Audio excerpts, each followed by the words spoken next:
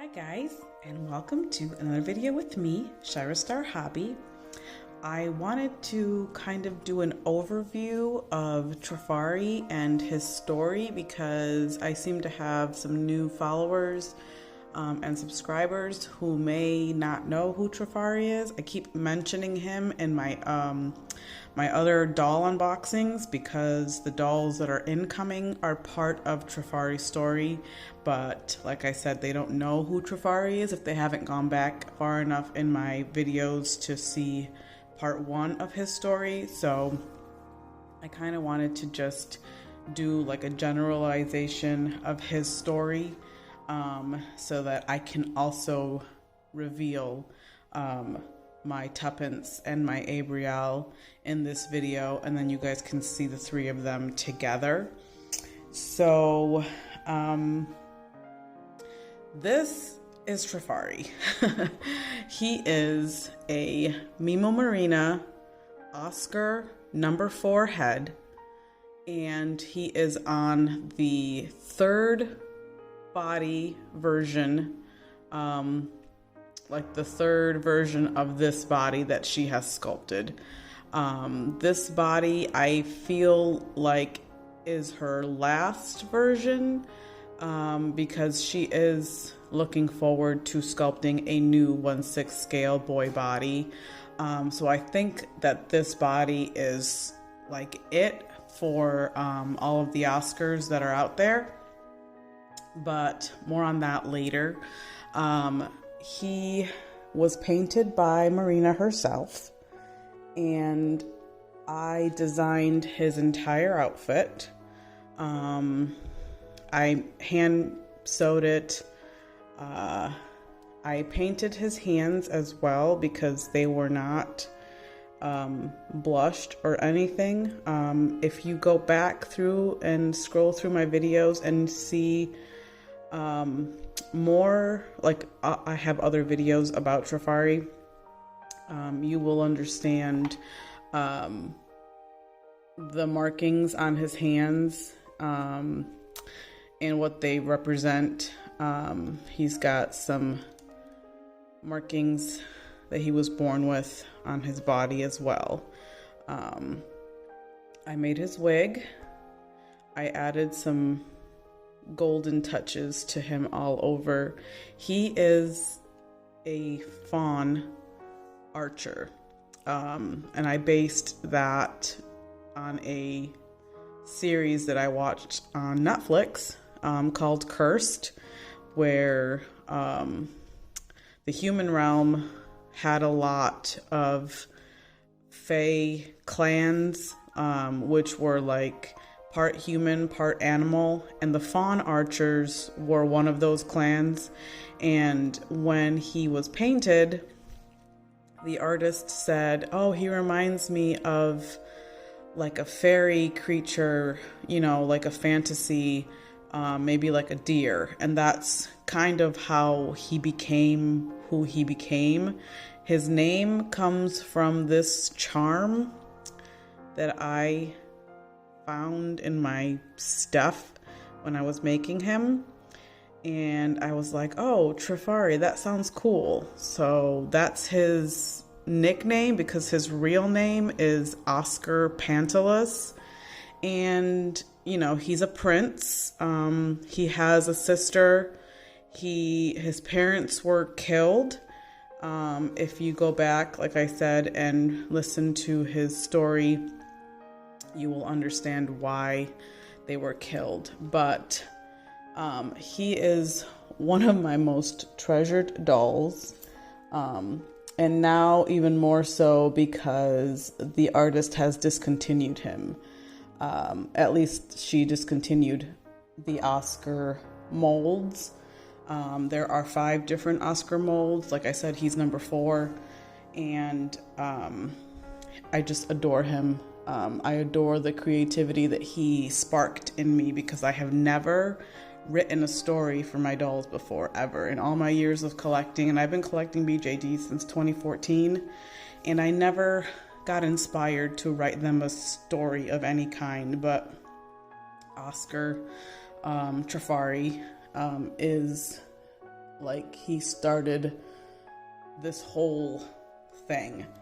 I have actually been writing his story, and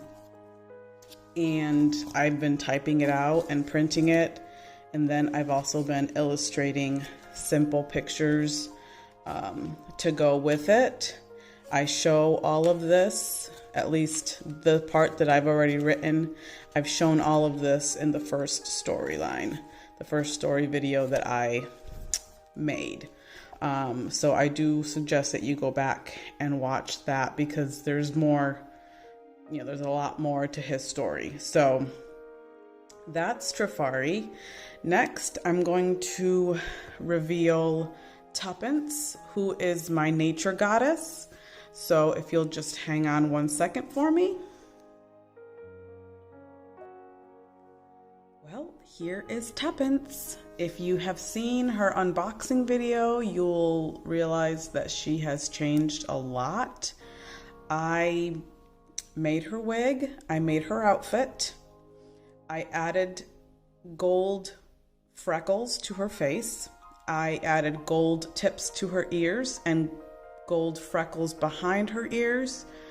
I tipped her fingernails and her toenails, well, like the tips of her fingers and the tips of her toes, more like, in the gold as well. As I explained in her unboxing video, she is a nature goddess in Trifari's story. Now, Trifari's story takes place in Eden Sphere, which is a fae realm that was created by Sighthound Lady. She is another BJD collector that I follow, and I've been watching her videos from the very beginning, and she's been on YouTube for probably 5 or 6 years now. So I went all the way back to the beginning of her channel and just started watching all of her videos. And she was, she had written this whole story out before she even began collecting dolls. But when she found the world of BJDs, she started bringing her characters to life in the form of dolls. And so in her videos, her early videos, she talks about all the characters that she's written out. She talks about the story, the land of Eden Sphere. And so I messaged her, I reached out to her when I first got my Trifari, and I said, is it okay if I base his story in Eden Sphere as well? I wanted to ask her permission, because this was her world that she created, and I wanted to base my story in that realm as well. And she said that would be great. She was like, I'm looking forward to reading or to seeing, your story. So that is why all of my characters live in Eden Sphere, both Eden Sphere and the human realm. It takes place because they're connected.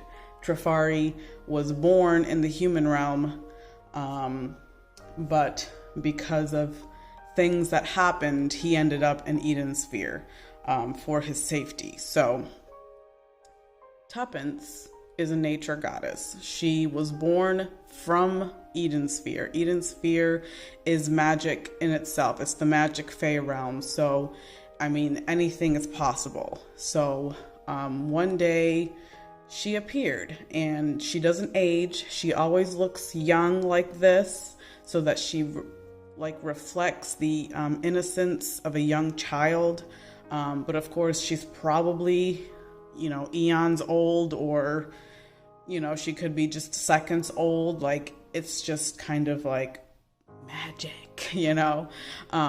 So I wanted her to resemble that, which is why I went ahead and painted her golden freckles. I think you can see that there. And then I went ahead and did her ears in the gold as well. I wanted her to represent nature. So she's just covered head to toe in flowers. I had this beautiful lace that I wanted to use. I did a lot of cutting and stretching of the fabric so that it gives it this droopy feeling. And it's not like a complete outfit as far as her having like underpants or anything like that. It's very see-through. I wanted her to have the illusion of being almost transparent without her being completely nude. So it's not like every little spot of her is covered up, but that doesn't really matter because, like I said, she is like the magical essence of Eden Sphere. She's part of the trees, she's part of the waters, she's part of the flowers. Anything that grows and lives in Eden Sphere, she is a part of. So I think she embodies that very well for me. I changed her eyes out. She had blue ones and I put green ones. And then the rest of her face up is by Charlene Smith, who did a fantastic job with her. So that is my Tuppence. I hope that you guys like how she looks because I am very pleased with how she came out. I will show better pictures at the end, of course. So let's move on to Abrielle.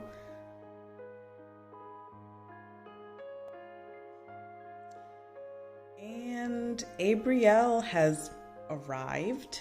I did do an unboxing for her, but it hasn't had very many views yet. Of course, I just uploaded it like a day or two ago. And of course, I didn't really have any finished photos to show at the end like I usually do, because she arrived nude and bald, and of course I didn't have anything for her because I had to make it. So this is her beginning look. I'm not sure if it's her final look. I knew she came with blue eyes, and I knew I wanted her to have either brown or green, but I didn't really have any other available eyes in those colors.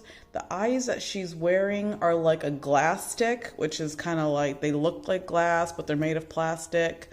They're not my favorite, but the eye color itself is like brown and green mixed together, so it kind of works because Abrielle is a tree nymph. She is the tree nymph who embodies the tree that Trifari finds in Eden Sphere and turns into his home. But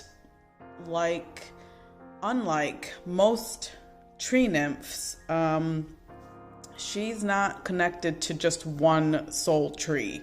She is connected to all the trees in Eden Sphere. And there's more to that part of her story, which I have yet to film. Both Abrielle and Tuppance's stories have not been filmed yet because I'm still waiting on a particular set of dolls that will be part of that video as well. So I can't really film her story yet, but that's fine because it'll give me time to like nail her look. So I went ahead and I kind of painted her nose brown. I did paint her ears, which, I mean, you can't really tell now because I haven't sealed anything. I just kind of painted them brown.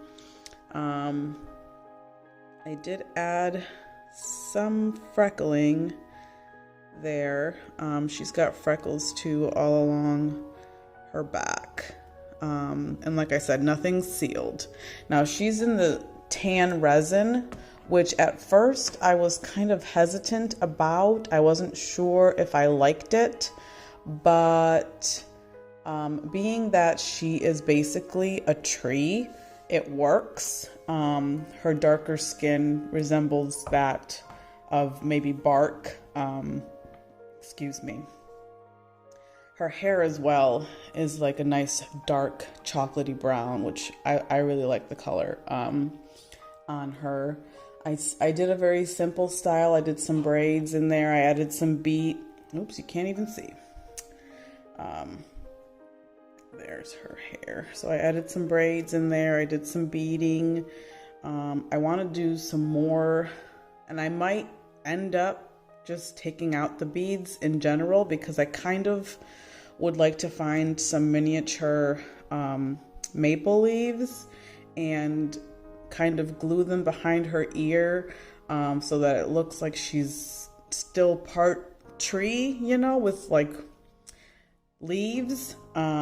Maybe I can do some twigs. I'm not sure yet. That's why I said this is like not really her finished look. The color of her outfit, I love. So the outfit might stay the same, but I think her overall wig might change. I'm going to sit her down, so I gotta bring this forward a little bit here so that you guys can see her better. She's a little big for the camera space. Yeah, so like I said, her story is a lot more involved than Tuppance's story, which, I mean, I'm sure I will write more for Tuppance, but for right now, Tuppance's story is pretty simple.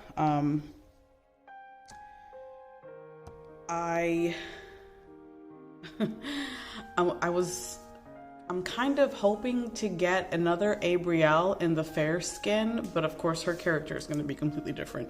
But I am really pleased with her. I think she turned out better than I was expecting in my head because, like I said, I really wasn't sure what to expect when I opened her. I was like, I didn't think her skin was this dark, but then it works, you know, I kind of made it work. I am really pleased with her outfit, and I do like that color brown next to her tan skin, so I think overall I am pretty pleased with the way she looks. I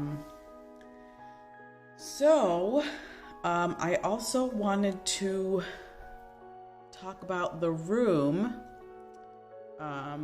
So let's just hold on one second so I can get it situated.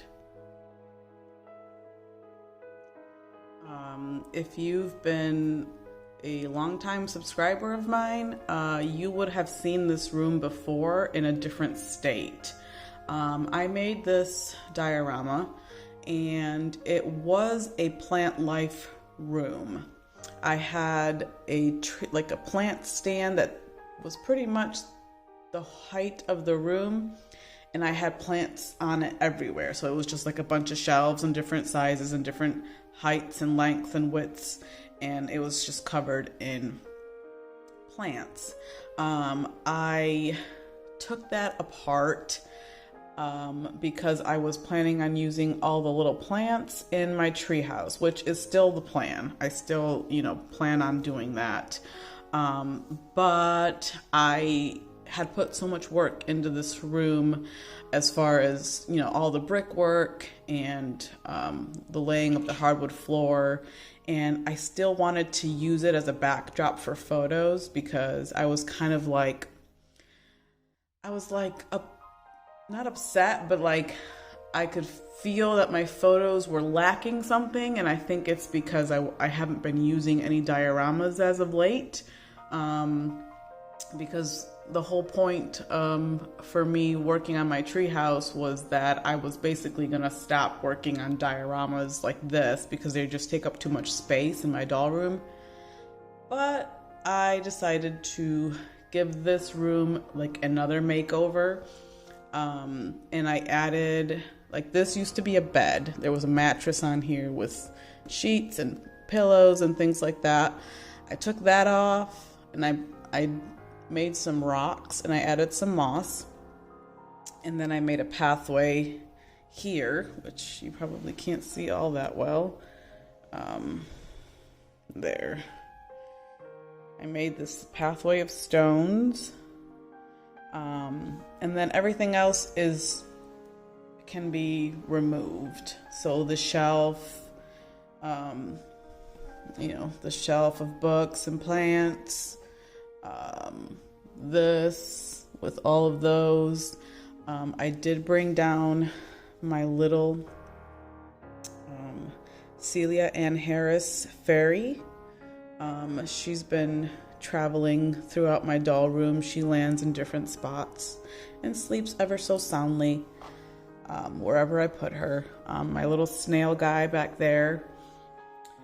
The deer, the little fawns. These were Christmas ornaments that I got at Tractor Supply, and I just pulled out their little hanging parts, and now they're just my little deer because Trifari is a fawn and he's part human, part deer. So he's got his budding antlers at the front of his head there, but he's got magnets in his head, and I'm hoping to get like a full set of real antlers for him as well. So that will be cool if I can get them. I mean, I was going to attempt to make them, but I'm not sure if I have those abilities. So, but all in all, the room itself makes me very happy, and at least I can have some place to photograph my dolls if I can't make it outside or whatever. But that's basically it for the video. I will definitely leave photos at the end for you guys, and I'm sure you guys are excited to see Trifari with Tuppence and Abrielle together. I will try to take a good picture for you. I will also do individual shots of just Tuppence by herself and Abrielle by herself, so you can see their clothing and all that, more up close. So I hope you guys enjoyed this little video. It's not really little, but it had a lot of parts going on in it, but I hope that you enjoyed it, and I hope that you will look forward to my next part of Trifari's story, where Abrielle and Tuppence will make their appearance. So I hope you guys are having a great Sunday, and there's a lot more for you guys to look forward to as far as videos from me. It's just a matter of time, just waiting for things to come in, dolls to come in and all that. So I hope that you guys will like and subscribe if you haven't already, and we will see you in the next video. Bye.